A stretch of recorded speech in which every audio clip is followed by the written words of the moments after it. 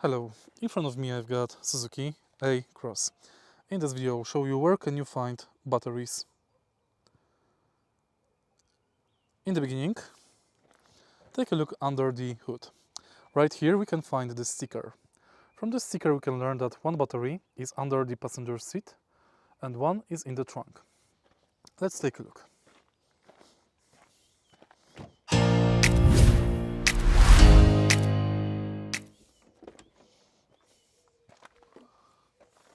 First battery should be located under the passenger's seat.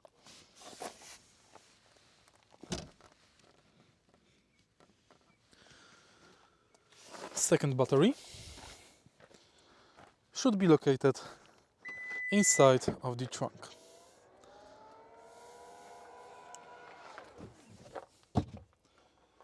Somewhere here.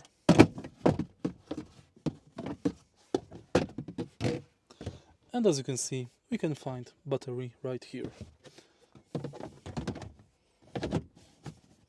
So here in the trunk we can find main battery, and under the passenger seat we can find auxiliary battery.